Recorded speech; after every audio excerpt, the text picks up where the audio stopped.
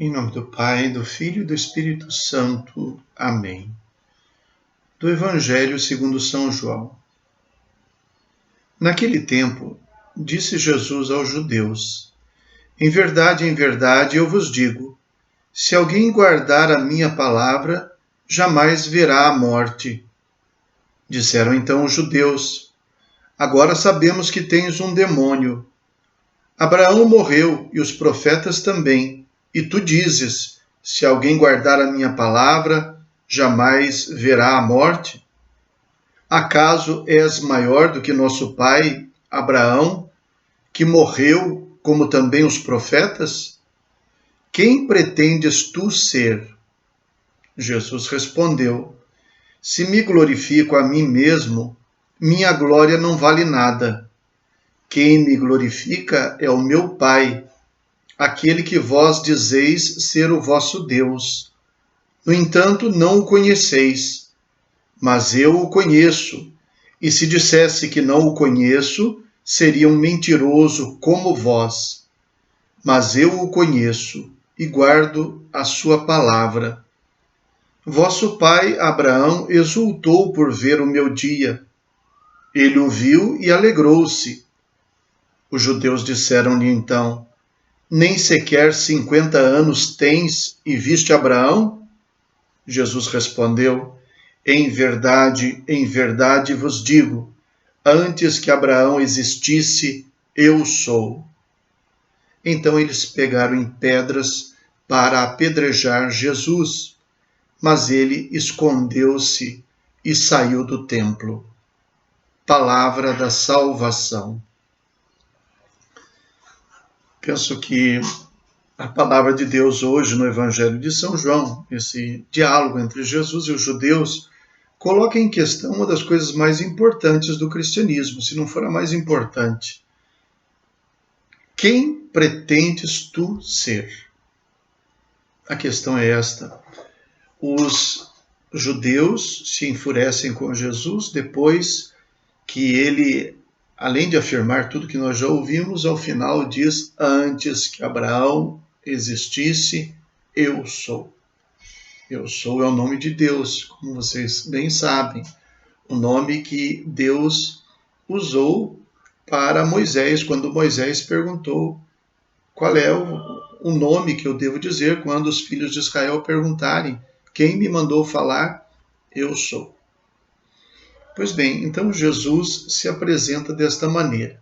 A questão é esta: quem Jesus pretendia ser? Jesus era muito pretensioso, na opinião dos judeus. Esta era a questão. Eu queria citar para vocês um texto, um raciocínio, sem querer ser simplório, porque ele é refutado até por algumas pessoas, mas apenas para ilustrar um pouquinho essa nossa reflexão. Alguns autores, é muito controvertido quem seja propriamente o autor disso, mas alguns autores usavam um pouco uma argumentação a respeito de Jesus e da sua pretensão. É o chamado trilema. Trilema, não é um dilema, é um trilema. 3 possibilidades quando nos deparamos com Jesus. Um dos autores, não é o primeiro deles, mas um dos autores, o Atmani, em 1936, num livro que fala sobre a fé cristã, dizia o seguinte, a respeito de Jesus: 3 categorias. Primeiro, se ele alega ser Deus e de fato não é, ele deve ser louco ou lunático. Segundo, se ele não é Deus e nem um lunático, deve ser um mentiroso, enganando os outros com sua mentira. E terceiro, se ele não é nenhum desses 3, ele deve ser Deus. Você só pode escolher uma dessas 3 possibilidades. Se você não acredita que ele seja Deus, você deve considerá-lo louco. Se você não consegue vê-lo como nenhum desses 2, você tem de vê-lo como um mentiroso. Não há necessidade de provarmos se Jesus é Deus ou não. Tudo que temos de fazer é descobrir se ele é um lunático ou um mentiroso. Se ele não for nenhum nem outro, ele deve ser o Filho de Deus. Essa mesma formulação, melhor dizendo, essa mesma ideia foi depois reformulada e se tornou mais famosa com um autor um tanto quanto conhecido, romancista e autor da obra que deu origem àquele filme, As Crônicas de Nárnia, C.S. Lewis, que em 1942, então na sua obra, no seu livro Cristianismo Puro e Simples, em 1952, diz o seguinte: é a mesma ideia, mas com uma formulação diferente. Estou tentando impedir que alguém repita a arrematada tolice dita por muitos a seu respeito. Qual tolice? Estou disposto a aceitar Jesus como um grande mestre da moral, mas não aceito a sua afirmação de ser Deus. Essa é a única coisa que não devemos dizer, diz o autor. Um homem que fosse somente um homem e dissesse as coisas que Jesus disse, não seria um grande mestre da moral. Seria um lunático, no mesmo grau de alguém que pretendesse ser um ovo cozido ou então o diabo em pessoa. Faça a sua escolha. Ou esse homem era e é o Filho de Deus, ou não passa de um louco ou coisa pior. Você pode querer calá-lo por ser um louco, pode cuspir nele e matá-lo como a um demônio, ou pode prosternar-se a seus pés e chamá-lo de Senhor e Deus. Mas que ninguém venha, com paternal condescendência, dizer que ele não passava de um grande mestre humano. Ele não nos deixou essa opção e não quis deixá-la. Agora parece-me óbvio que ele não era nem um lunático, nem um demônio. Consequentemente, por mais estranho, assustador e inacreditável que possa parecer, tenho que aceitar a ideia de que ele era e é Deus. Repito, não quero ser simplório, essa é uma questão filosófica, questão retórica, não é isso que eu pretendo. Mas eu pretendo extrair apenas isso que eles acentuam, de que Jesus não se apresentou como um grande mestre. Ele era pretensioso.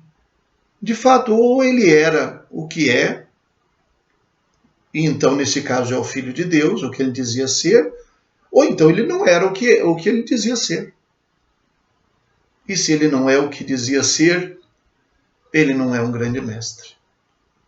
Quer dizer, Jesus ou é o Filho de Deus, ou com todo respeito, acho que vocês compreendem, ou é um inútil. Não serve para nada para a humanidade. Só como um grande sábio, é mais um. Só como alguém inteligente, alguém capaz de inspirar coisas bonitas, não precisava ser Jesus para dizer isso. Então ele de fato apresentou-se desta maneira, com esta consciência única. E é claro que isso aqui se tornou um problema muito sério para os judeus, e é compreensível que tenha sido assim. Afinal de contas, existe um só Deus. A fé monoteísta encontrava dificuldades para aceitar que alguém se dissesse filho de Deus de igual natureza. Quantos deuses existem? E os primeiros cristãos, para chegarem a afirmar coisa tão grave e aparentemente tão idolátrica, aparentemente politeísta, não iriam criar um raciocínio todo estranho, todo complexo, se não tivessem encontrado em Jesus palavras assim, complexas, enigmáticas, difíceis de entender. Mas de fato era assim que ele se apresentava. Nós não temos elementos para confirmar aquilo que é objeto da fé, que Jesus é o Filho de Deus. Esta é a afirmação de fé. Nós temos elementos suficientes para investigarmos sobre a fidelidade, sobre o quanto Jesus parecesse um louco, o quanto Jesus parecesse um lunático, como diz o texto, o quanto Jesus parecesse um enganador. Mas parece que ninguém conseguiu colocar nenhum título de louco nele, no seu tempo. parece que ninguém conseguiu colocar nele um título de mentiroso, assim como não conseguiram também colocar nos apóstolos e nos primeiros cristãos. Mentirosos? Inventaram a ressurreição de Jesus? Poderia ser. Mas depois, quando foram confrontados entre morrer ou sustentar a mentira, preferiram morrer para sustentar a mentira? E isso se reproduziu na história da igreja, entre os primeiros cristãos, e isso se reproduz até os nossos dias.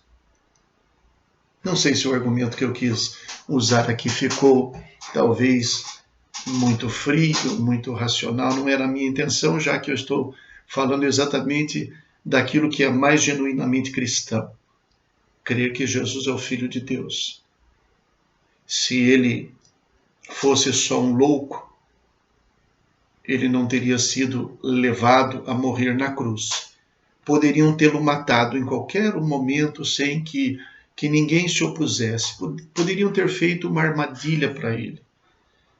Mas era necessário mostrar não somente acabar com a vida dele, mas era necessário, por argumentos que os judeus pudessem aceitar, que Jesus não tinha nada a ver com Deus. Por isso a cruz. Segundo a mentalidade deles, se ele fosse de Deus, era absurdo pensar que Deus o deixasse morrer de uma maneira tão cruel, de uma maneira tão humilhante, sobretudo pelos inimigos do povo de Deus naquela época, os judeus. A fé cristã é essa. Jesus é o Filho de Deus. E se ele não for isso para nós, bobagem nos perdermos com as suas palavras, com seus ensinamentos e, sobretudo, com aquilo que ele nos ensinou.